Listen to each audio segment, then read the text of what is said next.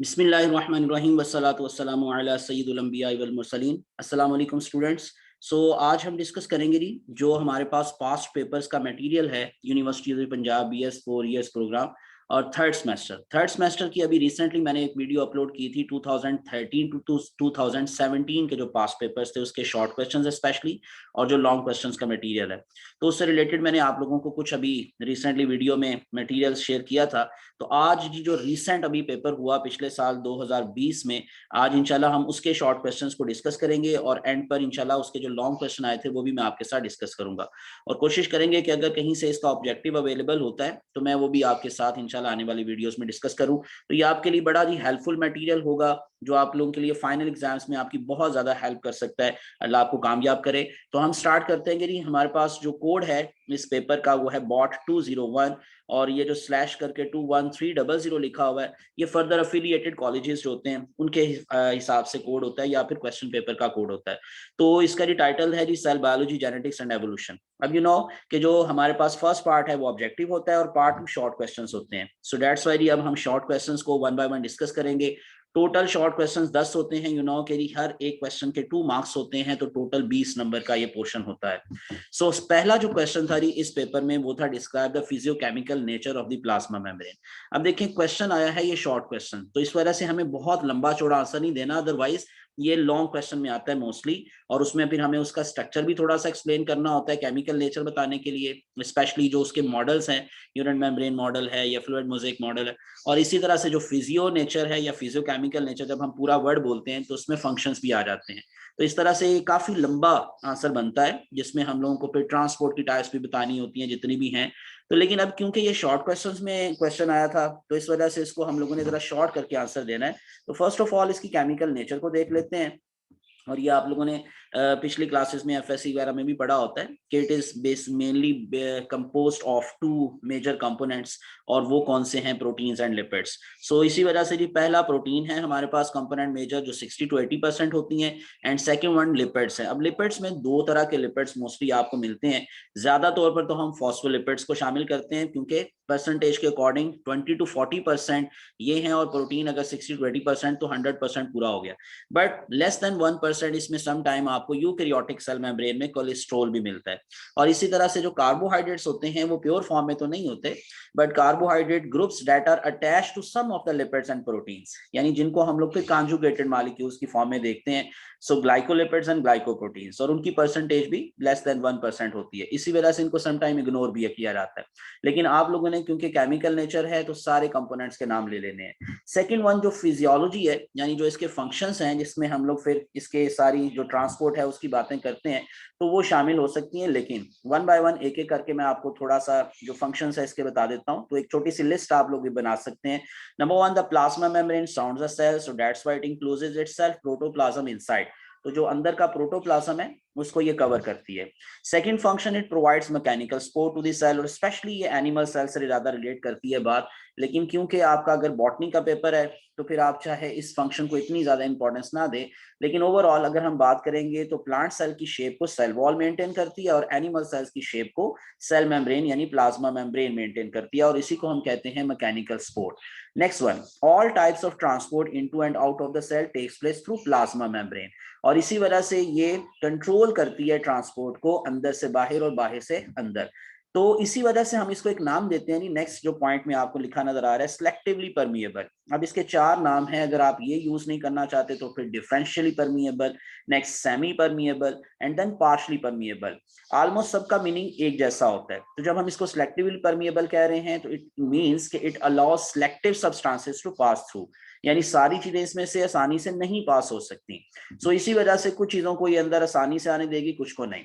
जो ट्रांसपोर्ट की टाइप्स आपको इसमें मोस्टली मिलती हैं, अगर हम लोग हाई से लो कंसंट्रेशन की बात करें जिसको हम पैसिव ट्रांसपोर्ट कहते हैं, तो उसमें 2 मेजर टाइप्स होती हैं, एक ऑस्मोसिस और एक diffusion. Osmosis is related to solvent and diffusion is related to solute. फिर डिफ्यूजन के आगे दो टाइप्स होती हैं, facilitated and non facilitated. Difference क्या होता है? With the help of proteins and without the help of proteins. और इसी तरह से एक्टिव ट्रांसपोर्ट है जिसमें लो से हाई कंसंट्रेशन में चीजें मूव करती हैं। अब इनकी डिटेल चाहे आप ना बताएं, लेकिन सिर्फ इनके नाम भी काफी हैं मेंशन कर दें, क्योंकि एज अ शॉर्ट क्वेश्चन जब हम आंसर देते हैं तो हम डिटेल में चाहे ना बताएं। और इसी तरह से जो बाकी मूवमेंट्स हैं उसमें जैसे लार्ज मॉलिक्यूल्स हैं वो पास करेंगे इसके थ्रू, या तो एक्सोसाइटोसिस के थ्रू जब वो बाहर जाएंगे, या फिर एंडोसाइटोसिस के थ्रू जब वो अंदर आएंगे।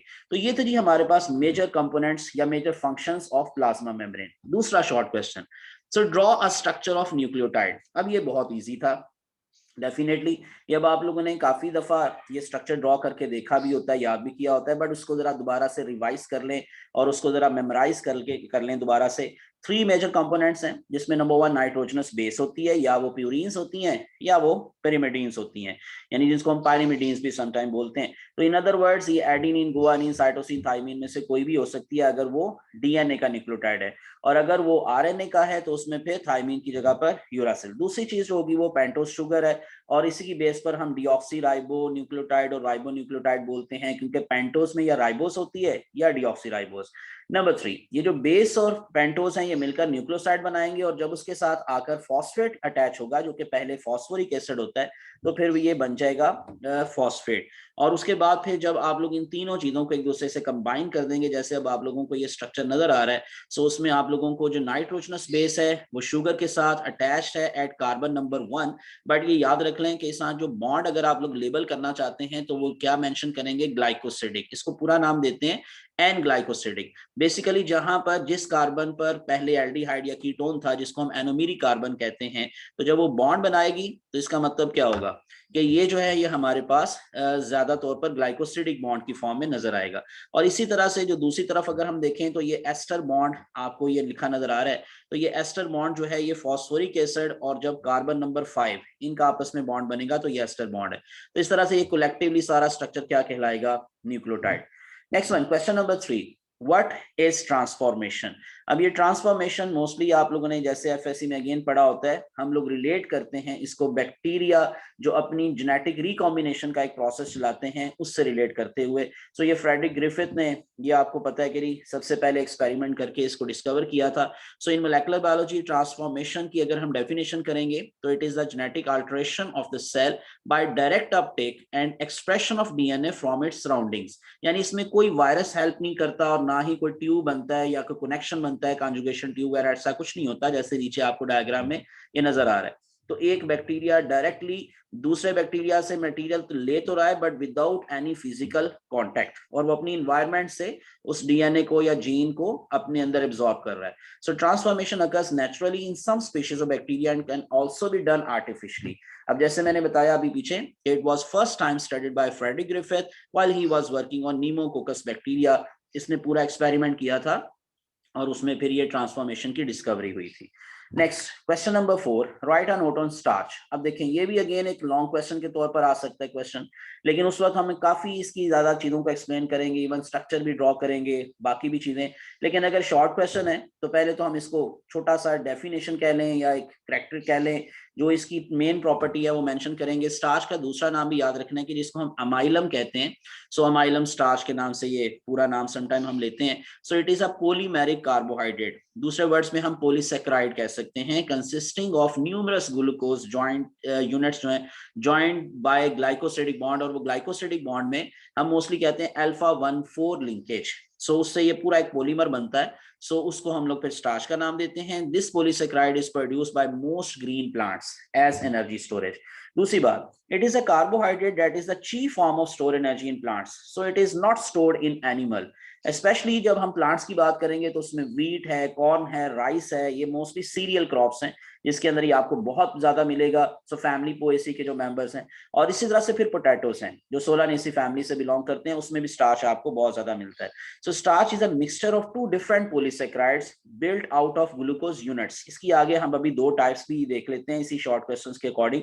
सो forms of white tasteless powder when purified. अब जैसे मैं बता रहा था कि इसकी दो फॉर्म्स हैं, और वो कौन सी हैं? एक अमाइलोज है और एक अमाइलोपेक्टिन है।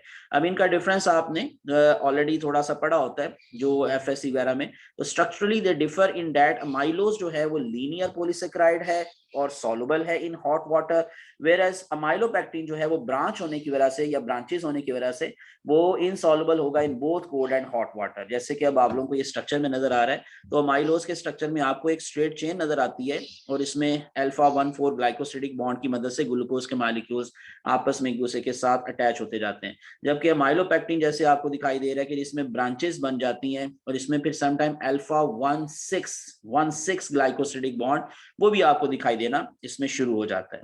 सो इस तरह से भी आप लोगों को एक चेन की फर्दर एक और ब्रांच की फॉर्म में चेन नजर आना शुरू हो जाती है। Next one, question number 5, how conjugation is involve in bacterial DNA recombination. जैसे ट्रांसफॉर्मेशन एक मेथड है बैक्टीरियल डीएनए रिकॉम्बिनेशन का, इसी तरह से बाकी जो दो मेथड्स हैं उनमें से एक कॉन्जुगेशन है और कि एक ट्रांसडक्शन है। तो ये तीनों बड़े इंपॉर्टेंट हैं, कभी लॉन्ग में आ जाता है इनके बारे में क्वेश्चन, कभी शॉर्ट में। अब कॉन्जुगेशन किस तरह से बैक्टीरियल डीएनए रिकॉम्बिनेशन में इन्वॉल्व है, तो उसके आंसर में आप इस तरह लिख सकते हैं कि bacterial conjugation is the transfer of genetic material between bacterial cells by direct cell to cell contact और बाय ब्रिज लाइक कनेक्शन, यानी कि उनके दरमियान में ट्यूब लाइक स्ट्रक्चर बन जाता है। सो अभी मैं वो डायग्रामेटिकली आपको दिखाता हूं। So this take place through a pilus. अब पाइलस आपको पता है कि ये एक प्रोजेक्शन है जो कि बेसिकली वैसे प्लाज्मा मेम्ब्रेन से ये बाहर की तरफ स्ट्रक्चर निकलता है और उसके थ्रू फिर मटेरियल ट्रांसफर होता है एक से दूसरे में। It is a parasexual mode of reproduction in bacteria. So इसको हम लोग सेक्सुअल रिप्रोडक्शन ट्रू नहीं कहेंगे या परफेक्ट नहीं कहेंगे, क्योंकि इसके अंदर कोई भी फर्टिलाइजेशन नहीं होती, ना कोई गमीट्स हैं, ना कोई मेल फीमेल का कॉन्सेप्ट है। सो जस्ट क्या है, जेनेटिक मटेरियल बस ट्रांसफर हो रहा है एक से दूसरे में। जैसे अब आपको ये डायग्राम में नजर आ रहा है कि इसमें नंबर 1 स्टेप पर आपको लिखा नजर आ रहा है कि pilus of donor cell attaches to the recipient cell, pilus contracts drawing cells together to make contact with one another. तो इस तरह से वो एक दूसरे के साथ आकर अटैच होंगे, एक दूसरे को अपनी तरफ खींचेगा भी और अटैच भी करेगा उसको अपने साथ, और फिर अपना मटेरियल दूसरे में ट्रांसफर करेगा। दैट्स वाई इसको हम डोनर सेल कहेंगे और इसको प्लस साइन के साथ हम लोग मेंशन कर सकते हैं। सो इसी तरह से जो दूसरा रेसिपिएंट सेल है उसको हम माइनस साइन के साथ जो है वो लेबल कर सकते हैं। सो इस तरह से जी ये प्लाज्मिड में से ही एक सिंगल स्ट्रैंड जो है वो दूसरे में जा रहा है और उसमें जाकर फिर दोबारा से वो डबल स्टैंडर्ड फॉर्म में चेंज हो रहा है, यानी जिसमें से गया वो भी डबल स्टैंडर्ड दोबारा हो जाता है और दूसरे में जहां जाता है तो वो भी। इस तरह से जेनेटिक रिकॉम्बिनेशन होती है दो बैक्टीरिया के दरमियान में। सो आप लोगों को कॉन्जुगेशन के दौरान जो DNA is transferred between bacteria through a tube, जैसे मैं बता रहा था। सो ट्रांसपोजेबल एलिमेंट्स होते हैं आर चंक्स ऑफ डीएनए, यानी डीएनए के छोटे छोटे से ये टुकड़े होते हैं। So they jump from one place to the other. They can move bacterial genes that give bacterial antibiotics resistance. तो इसका जो मेन फायदा होगा वो वेरिएशंस आएंगी, जेनेटिक रिशफलिंग होगी और स्पेशली बैक्टीरिया के अंदर रेजिस्टेंस आ जाएगी, जो पहले एक में थी फिर वो दूसरे में भी आ जाएगी। तो ये मेन बेनिफिट है। आप इस शॉर्ट क्वेश्चन में उस बेनिफिट को भी थोड़ा सा साथ लिख सकते हैं। Next one, question number 6, what are base analog. अब ये क्या चीज है? Base analogs are molecules that can substitute for normal bases in nucleic acid. यानी बेसिकली एनालॉग जब हम वर्ड बोलते हैं तो इसका मतलब होता है functionally similar and structurally different. इसका ऑपोजिट होता है होमोलॉग, जिसका मतलब structurally similar and functionally different.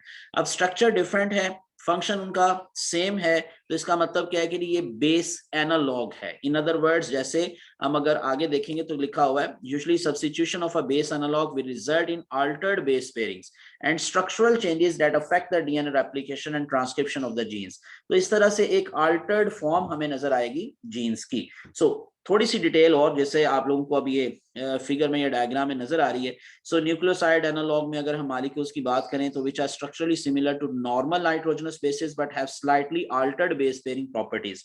जैसे अगर आप एडेनिन और थाइमिन की बात करेंगे तो उसका एनालॉग आपको क्या मिलेगा? जो अमाइनो प्यूरिन्स है और इस तरह से ब्रोमो यूरासिल है।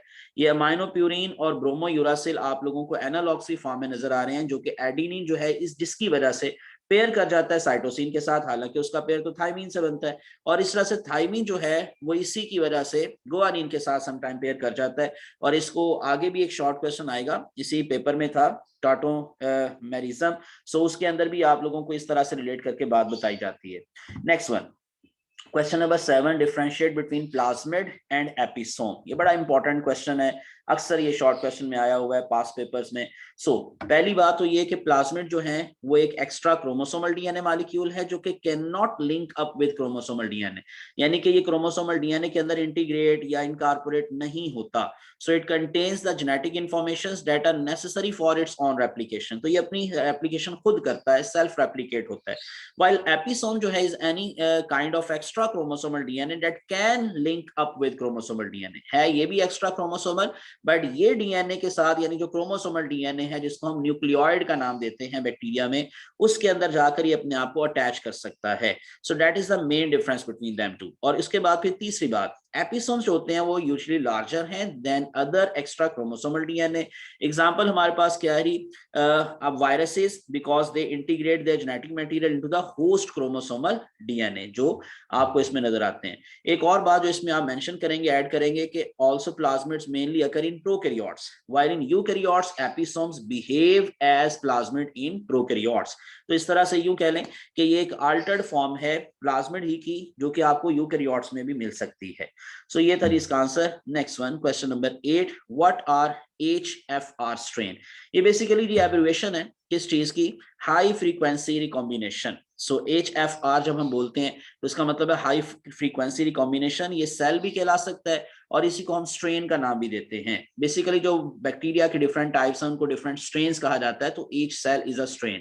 So that is a strain which is a bacterium with a conjugative plasmid, यानी कि F फैक्टर। ये खास प्लाज्मिड्स हैं जो कि हर बैक्टीरिया में नहीं होते, और ये फ्रीक्वेंसी रिकॉम्बिनेशन से रिलेट करके हम लोग इनको नाम देते हैं F factor. So integrated into its chromosomal DNA, the integration of the plasmid into the cell's chromosome is through homologous recombination। अभी जैसे अभी पिछले आपने क्वेश्चन में पढ़ा कि जो प्लाज्मिड्स होते हैं वो इंटीग्रेट नहीं कर पाते, ठीक है, एपिसोम्स कर पाते हैं, लेकिन ये वो प्लाज्मिड्स हैं जो कि आप लोगों को इंटीग्रेशन शो करते नजर आते हैं। दैट्स वाई ये डिफरेंट है उनसे, आम से, तो इनको हम जरा हटके पढ़ते हैं और इन्हीं को फिर कहा जाता है HFR या F फैक्टर्स। अब ये जो F फैक्टर जैसे आपको डायग्राम में नजर आ रहा है, प्लस जो स्ट्रेन है F प्लस, जिसको भी पीछे हमने डोनर के हवाले से बात की कॉन्जुगेशन में, तो वहां पर ये प्लाज्मिड मौजूद था और इसी प्लाज्मिड का जो पार्ट है वो दूसरे के अंदर चला गया, ठीक है। अब वो जो दूसरे के अंदर जब जाएगा तो उसके अंदर जाकर उसके क्रोमोसोम के साथ जाकर ये इंटीग्रेट कर जाएगा। तो इसी वजह से फिर हम लोग उस स्ट्रेन को जिसके अंदर ये सारी इंटीग्रेशन नजर आ रही है, हम उसको नाम दे देंगे HFR स्ट्रेन, यानी हाई फ्रीक्वेंसी रिकॉम्बिनेशन स्ट्रेन। उसके बाद हम चलते हैं, एक और छोटी सी बात इसमें जो मेंशन करनी है, when conjugation occurs HFR cells are very efficient in delivering chromosomal genes of the cell into the recipient. जैसे अभी मैंने बता दिया कि F प्लस को हम डोनर कह सकते हैं और F माइनस को हम रेसिपिएंट कह सकते हैं, जिसमें एपिसोम्स नहीं थे, और उसमें इस तरह से जाकर इसी प्लाज्मिड ने वो रोल प्ले किया। Next one, question number 9, what is reciprocal translocation? Translocation is a type of mutation, जिसमें हम लोग समटाइम कहते हैं जीन्स जो है वो अपनी लोकेशन को चेंज कर लेती हैं और उसको फिर हम लोग एक तरह की म्यूटेशन कहते हैं। But what do you mean by reciprocal translocation? अगर हम उसकी डिटेल में आए तो reciprocal translocation occur due to the exchange of chromosomal material between two non-homologous chromosomes।